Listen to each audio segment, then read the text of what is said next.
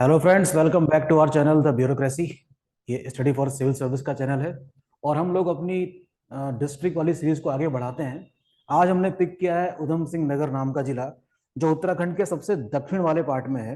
Red colour में आप समझ सकते हैं। नॉर्थ में नैनीताल, नॉर्थ ईस्ट में चंपावत, ईस्ट में नेपाल और साउथ में यूपी के 3 जिले, जिसका नाम है बिजनौर, पीलीभीत और मुरादाबाद। तो इस तरीके से ये सीमाएं साझा कर रहा है। एग्जाम में क्वेश्चन कभी कभी यहां से भी आ जाता है। ठीक, तो ये रही उत्तराखंड के मैप में उधम सिंह नगर की लोकेशन। लंबाई देखिए आपको, इसकी काफी दिख रही होगी आपको, चौड़ाई कम है। लगभग 170 किलोमीटर लंबा है और 30 किलोमीटर इसकी चौड़ाई है। आइए आगे बढ़ जाते हैं। गठन कब हुआ इसका? 29 सितंबर 1995। पहले नैनीताल का ही भाग था, उसी से गठन किया गया है। यूपी के समय में ही ये बन चुका था। तराई रीजन में अवस्थित है, जिसके कारण यहाँ की जो मिट्टी है काफी उपजाऊ है और बड़े पैमाने पर कृषि को क्या करती है, सपोर्ट करती है। यानी कि लार्ज स्केल कल्टीवेशन को सपोर्ट करती है। तो जब हम लार्ज स्केल कल्टीवेशन की बात करते हैं, it means what? It means that it supports the main staple crop like rice, wheat and sugar cane. तो जब आप उधम सिंह नगर जाएं तो कई सारी आपको धान मिल देखने को मिलेगी। ठीक है, तो इसकी मिट्टी बहुत ही उपजाऊ है और इस तरीके से लार्ज स्केल कल्टीवेशन को सपोर्ट भी करती है। टोटल लेजिस्लेटिव रीजन कितने हैं उधम सिंह नगर के? 9। 8 तहसीलें हैं: काशीपुर, खटीमा, गदरपुर, जसपुर, किच्छा, सितारगंज, बाजपुर, रुद्रपुर।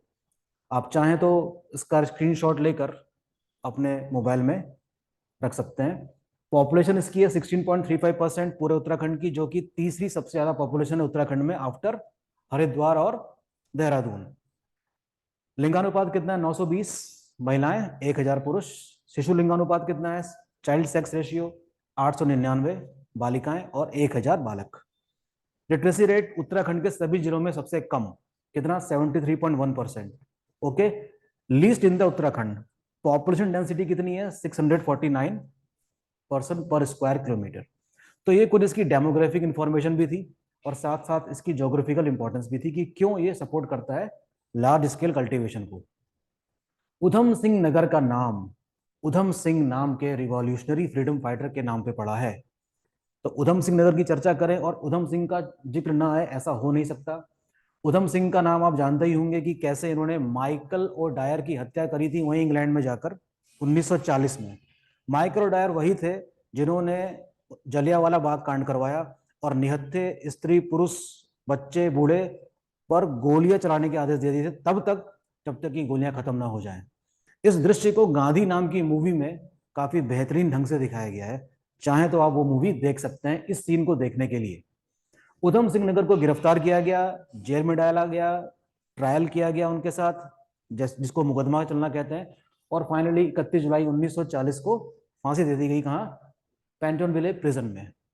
ओके, इतिहास के पन्नों में इनका नाम हमेशा दर्ज रहेगा, उधम सिंह जी का। ठीक, आगे देखते हैं कि हमको पता चलता है कि उधम सिंह नगर का जो हेडक्वार्टर है वो रुद्रपुर में है और रुद्रपुर का अपना इतिहास है, उसका एक अपना हिस्टोरिकल बैकग्राउंड है, जिसकी स्थापना चंद वंश के शासक रुद्रचंद ने की थी अपने ही नाम पर, रुद्रचंद, रुद्रपुर, जो कि अकबर का समकालीन था। अकबर यानी कि मुगल रूलर। अकबर का समकालीन इसलिए हम कहने को कि अकबर जाहिर सी बात है कि सबसे बड़े साम्राज्य पे शासन कर रहे हैं, तो उसका टाइम पीरियड अगर आपको पता है तो कुछ चीजें आपको याद रहेंगी हमेशा, है ना? उससे हम कनेक्ट कर सकते हैं कि इसका टाइम पीरियड जो है वो 1556 से लेकर 1605 तक का है। तो इसी के समकालीन है ये। अकबर के समकालीन है कौन? रुद्रचंद। काफी इंपॉर्टेंट बात है ये। इंपॉर्टेंट इसलिए क्योंकि अकबर ने इसको इनको अलॉट की थी जमीन, जमींदारी दी थी।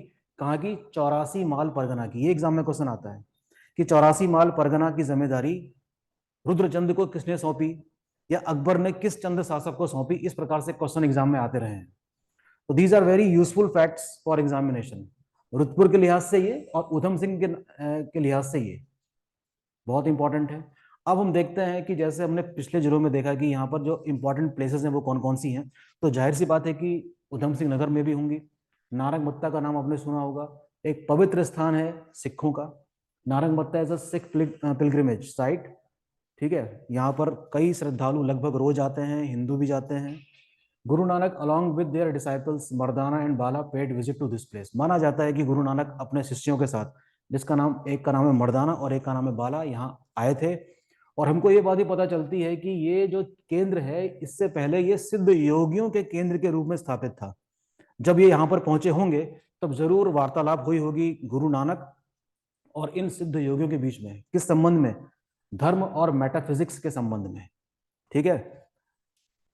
This place is also known for large water body, that is Nanak Sagar dam. यहाँ पर लार्ज वाटर रिजर्वायर होना चाहिए। कभी आप नानक मत्ता की तरफ जाएंगे तो पहले आपको क्या दिखाई देगा? एक डैम दिखाई देगा, काफी बड़ा, काफी बड़ी जलराशि है। वो भी एक टूरिस्ट स्पॉट की तरह स्थापित है। लोग वहां रुकते हैं, फोटोज लेते हैं और इंजॉय करते हैं। ठीक है। तो कह सकते हैं कि काफी साफ सुथरी जगह है। कभी आप जाइए, काफी अच्छा लगेगा आपको। और हाल ही में नानक मत्ता इसलिए भी चर्चा में आया, देखिए, recently on 28 March this year, Nanak Matta gurdwara Kar Seva chief जो हैं, बाबा तरसेम सिंह जी की गोली मारकर हत्या कर दी गई। काफी सुर्खियों में रहा ये मामला। ठीक है। आपसी रंजिश बताई जाती है या कई सारी चीजें हैं, कई दिनों तक ये अखबार में चला था। ठीक है। तो याद रखेंगे, नानक मत्ता इन वजहों से हाल ही में चर्चा में रहा। किसकी हत्या के कारण? बाबा तरसेम सिंह जी की हत्या के कारण, जो कि गुरुद्वारा के कार सेवक चीफ थे। ठीक है। इस पे काफी तफ्तीश अभी भी जारी है और खबरों में अभी भी किसी प्रकार से बना हुआ है। तो ये रहा नानक मत्ता, और चर्चा में हाल ही में था, इस वजह से अखबारों में काफी छाया हुआ था ये मामला। ठीक है, जाहिर सी बात है। आगे बढ़ जाते हैं। उधम सिंह नगर में पंतनगर यूनिवर्सिटी भी है, जिसकी स्थापना 1960 17 नवंबर को हुई थी, जिसका उद्घाटन किया था तत्कालीन प्रधानमंत्री नेहरू ने। और इस यूनिवर्सिटी को एशिया की प्रथम एग्रीकल्चर यूनिवर्सिटी माना जाता है। ठीक है। काफी बड़ी यूनिवर्सिटी है, मैं कई बार गया हूं वहां पर, कभी अवसर मिले तो आप जाइएगा। The university surrounded in about 16,000 acres of land. इतनी बड़ी यूनिवर्सिटी है। 1972 में इसका नाम बदल के रख दिया गया गोविंद बल्लभ पंत यूनिवर्सिटी, जो कि यहाँ के पहले मुख्यमंत्री थे। पहले पंतनगर यूनिवर्सिटी के नाम से जाना जाता था, और आज इसको किसके नाम से जाना जा रहा है? Govind Ballabh Pant university of agriculture, जो कि सीएम थे पहले यूपी के। काफी बड़ा कैंपस मेधावी छात्र ही इसमें प्रवेश पा सकते हैं। एंट्रेंस एग्जाम होता है ना, इस यूनिवर्सिटी में बैठने के लिए। एग्रीकल्चर के फील्ड में और बीटेक भी होता है यहाँ पर। ठीक है, कई सारी स्ट्रीम्स में। तो यहाँ से डिग्री लेने का मतलब एक बहुत बड़ी उपलब्धि मानी जाती है। ठीक है, पंतनगर यूनिवर्सिटी से पढ़ाई करना, it not an easy task. Okay, आगे बढ़ते हैं। रुद्रपुर देखिए एक इंडस्ट्रियल रीजन भी है, ये बात हमें नहीं भूलनी चाहिए। तो दो शब्द आपको देखने को मिलेंगे, सिडकुल, दूसरा शब्द भी सिडकुल है, लेकिन इसमें एक आई और जुड़ गया है। तो पहले सिडकुल का फुल फॉर्म जान लीजिए, state industrial development corporation of Uttarakhand limited. बाद में इसको SIIDCUL कहा जाने लगा, है ना, state infrastructure industrial development corporation of Uttarakhand limited. ये इसका कार्यालय है। हिंदी में इसको कहा जाता है उत्तराखंड राज्य औद्योगिक एवं अवस्थापना विकास निगम लिमिटेड। ठीक है, जाहिर सी बात है, जब इसकी स्थापना हुई होगी तो कई सारी कंपनीज ने अपने सेंटर यहाँ पर स्टैब्लिश किए होंगे, मैन्युफैक्चरिंग सेंटर। और हम देखते हैं कि सिडकुल वाला रीजन एक इंडस्ट्रियल रीजन है, जहाँ पर कई सारी कंपनीज आकर स्टैब्लिश हुई, अपने सेंटर्स खोले और मैन्युफैक्चरिंग यूनिट्स यहाँ पर स्टैब्लिश करी।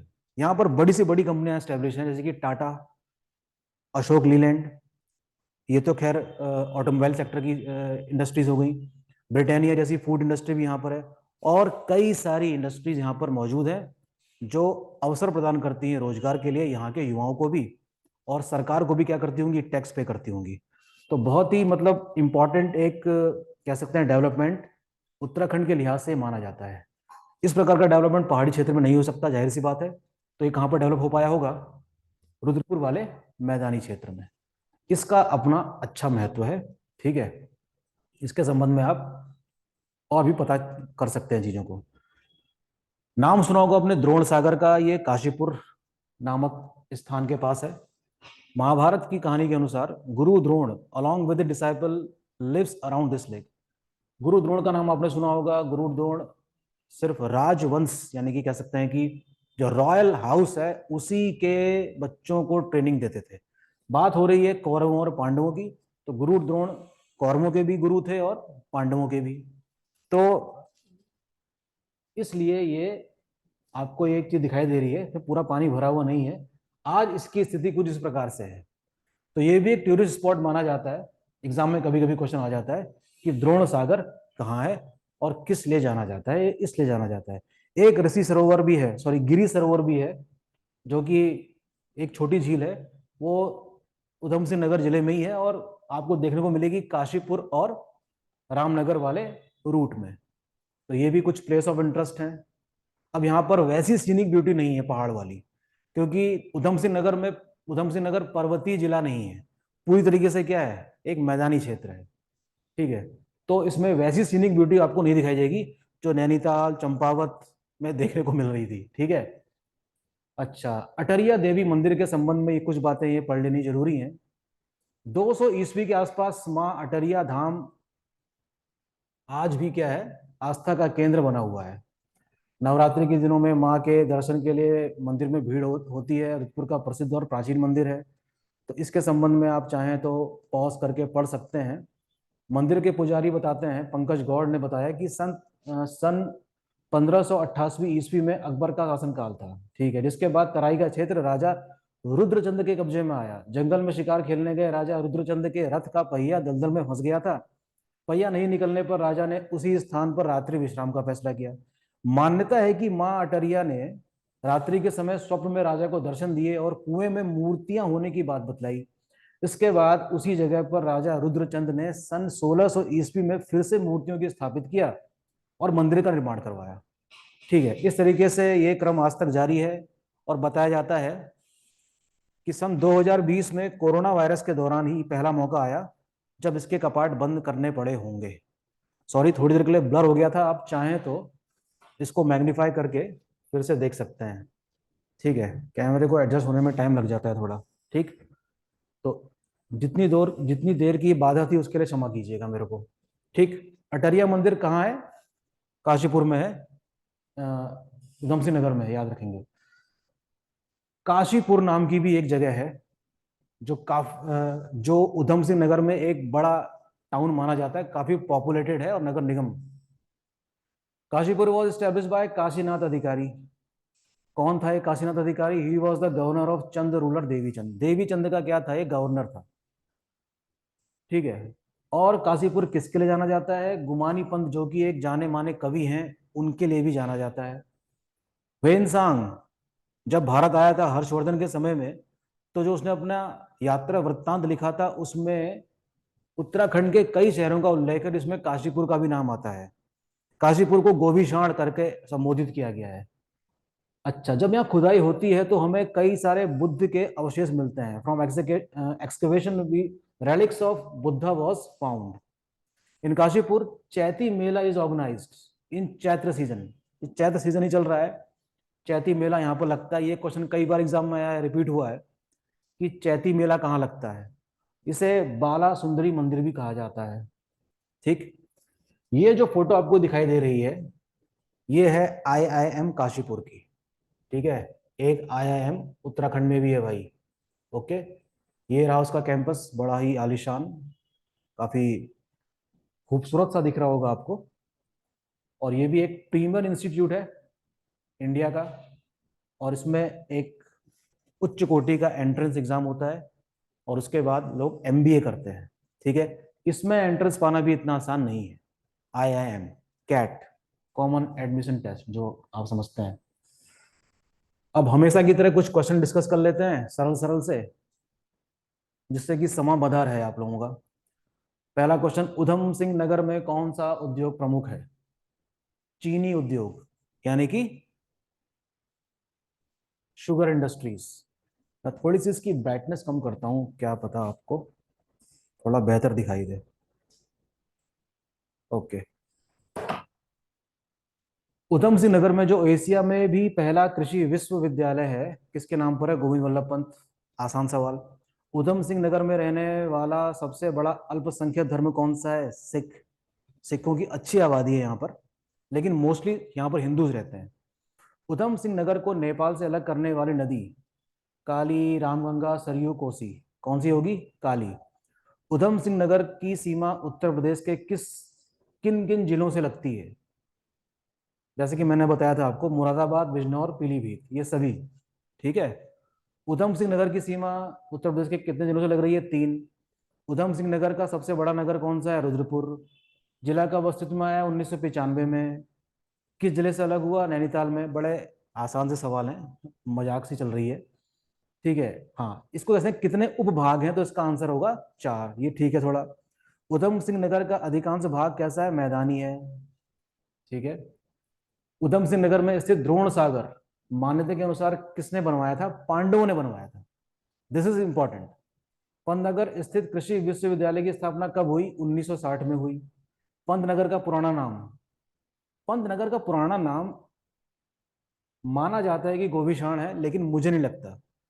क्या आप ढूंढ के मुझे बता सकेंगे कि पंतनगर का पुराना नाम क्या है? उधम सिंह नगर का जिला मुख्यालय स्थित है रुद्रपुर में। निम्नलिखित में कौन सी झील उधम सिंह नगर में स्थित है? ये है, होना चाहिए नानक सागर, इसमें लिखा है गोविंद सागर है, इसमें से कोई नहीं। उधम सिंह नगर किस जाति के लोग सर्वाधिक निवास करते हैं? अनुसूचित जनजाति के। ठीक है। बोक्सा, है ना, थारू। उधम सिंह नगर का सर्वाधिक प्रसिद्ध तीर्थ स्थल कौन सा है?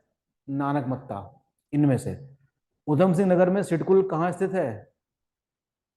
देखिए, ये जो जमीन है ना, ये पंतनगर से लेकर रुद्रपुर तक फैली हुई है, तो इसका आंसर पंतनगर भी हो सकता है, रुद्रपुर भी हो सकता है। दरअसल है वो पंतनगर वाला इलाका। उधम सिंह नगर कवि गुमानी पंत का जन्म स्थान कहाँ है? काशीपुर। बड़े ही आसान सवाल, लेकिन 2 से 3 क्वेश्चन इन्हीं आसान क्वेश्चन में से कभी कभी रिपीट भी हो जाते हैं।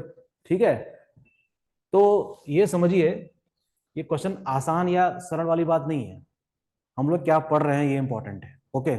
तो उधम सिंह नगर के संबंध में ये जानकारी ठीक ठाक साबित हो सकती है और काफी इंपॉर्टेंट है। तो प्लीज बने रहिए स्टडी फॉर सिविल सर्विस के साथ और पढ़ाई करते रहिए। मिलते हैं नेक्स्ट सेशन में। Thank you.